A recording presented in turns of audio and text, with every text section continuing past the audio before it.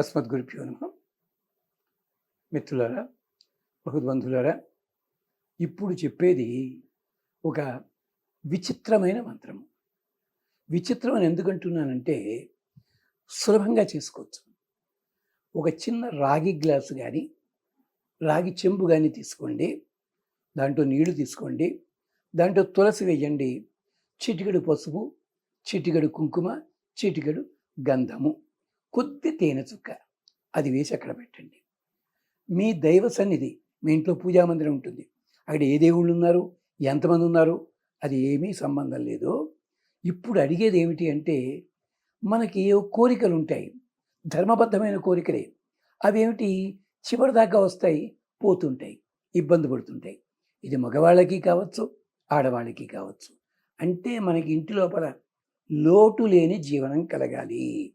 దానికోసం అని చెప్పి ఈ మంత్రాన్ని ఆడవాళ్ళైతే అవాంతరాలు వస్తాయి కనుక 27 రోజులు చదవండి, 24 రోజులు చదవండి, తర్వాత అవాంతరం రాగానే ఆపేయండి. మగవాళ్ళైతే వీలైతే అవాంతరం ఉండదు కదా, ఊరెడితే తప్ప 90 రోజులు చదవండి, వీళ్ళు చదువుకోండి. ఒకవేళ మీరు ఎక్కడికైనా ఊరు వెళ్ళాల్సి వస్తే ఇబ్బంది అయినట్టయితే ఏం పర్వాలేదు, ఈ శ్లోకాన్ని మనసులో జపించుకోండి. ఇంట్లో మాత్రము రాగి పాత్రతో నీళ్లు, అది లోపలికి తీసుకోండి, హాయిగా తీసుకోవచ్చును, స్నానానికి ఉపయోగించవచ్చును, తాగడానికి ఉపయోగించవచ్చును. నైవేద్యం అంటారా, ఒక దానిమ్మ పండు నైవేద్యం. దానిమ్మ పండు ఎందుకో తెలుసా అండి, మన కోరికలన్నీ దానిమ్మ పండులో గింజలు లాంటివి. ఒక పొర తీయగానే గింజలు వస్తాయి, గింజలు తీసేగానే రెండో పొర, మళ్ళీ దాని కింద గింజలు ఉంటాయి. మన కోరికలన్నీ అదే బాపతు.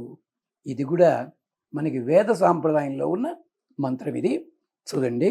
సోమం రాజానం అవసే అగ్నిం గీర్భి హవామహే ఆదిత్యాన్ విష్ణుం సూర్యం బ్రహ్మాణంచ బృహస్పతిం. ఎంతమంది దేవతలు ఉన్నారు చూడండి దీంట్లోనూ, చక్కగాను 7 దేవతలు ఉన్నారు. ఏమిటది?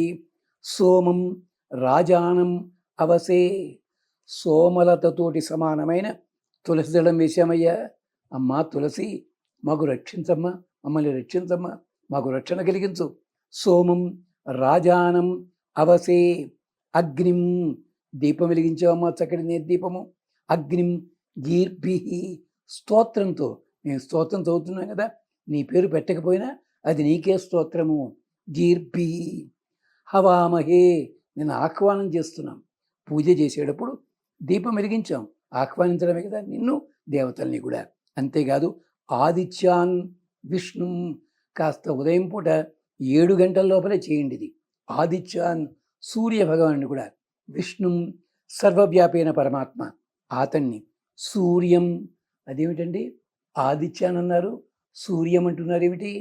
సూర్యుడికే పేరు సువతి ప్రేరయతి, మనకి మంచి పనులు ఎందుకు దృష్టి కలిగించేవాడైనా, అందుకని సూర్యం. బ్రహ్మాణంచ, సాక్షాత్తు సృష్టికర్త, బ్రహ్మాణంచ బృహస్పతిం. బృహస్పతి అంటే అందరూ కూడా ఇంద్రుడి గురువు గారి పేరు అనుకుంటారు. కాదు, బృహస్పతి అంటే ఎవరో తెలుసా అండి? మనం మాట్లాడుతున్నాము ఈ మంత్రాలు, ఈ మంత్రాలకి అధిష్టాన దైవం ఒకరు ఉంటారు, సరస్వతితో పాటుగా ఉండే పెద్ద ఆయన. ఆయన బ్రహ్మానండి, బృహస్పతి అండి, రెండు ఉంది. లేదు అక్షరశక్తి. ఈ 7 దేవతలు కూడా మాకు ఇబ్బందులు తొలగించి మా కోరికలన్నీ కూడా ధర్మబద్ధమైన కోరికలు సుమా.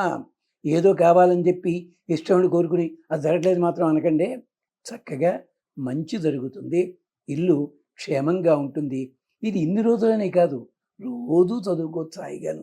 రోజు చదువుకునే మాట అయితే 3 సార్లు చదువుకొని చగ్గాను, అలా ఎన్నాళ్ళు పడితే అన్నాళ్ళు. కానీ కోరికతో చేసే మాట అయితే 90 రోజుల పాటు చేసుకోవాలి. ఆడవాళ్ళకి ఈ నియమం ఉంటుంది. అలాగే ఈ శ్లోకాన్ని మీకు కనిపించే పద్ధతిలో కాస్త ఇంట్లో ఎక్కడైనా అతికించి పెట్టుకోండి, క్షేమం కలుగుతుంది. సోమం రాజానం అవసే అగ్నిం గీర్భి హవామహే ఆదిత్యాన్ విష్ణుం సూర్యం బ్రహ్మాణంచ బృహస్పతిం. ఇంతమంది. ఇంకొకటి కూడా, చిన్న రాగి పళ్ళెం తీసుకోండి, చిన్నది, అరచేతి సైజ్ది. దాంట్లో 7 ఎర్ర ఒత్తులు వేసి వెలిగించండి. అంటే తెల్ల ఒత్తులే ఉంటాయి, దూది ఒత్తులు కుంకంతో మెరిపినట్టయితే ఎర్ర అవుతాయి. అది నక్షత్రం ఆకారంలో పెట్టి అన్నీ ఒకసారి ముద్దగా కాదు, విడివిడిగా 7 వెలిగించండి. ఇది కూడా చేయండి. దీనివల్ల మీకు ఆర్థిక బాధలు తొలగిపోతాయి. ఇబ్బందులు ఏమైనా ఉంటే అవి తొలగిపోతాయి. స్వస్తి.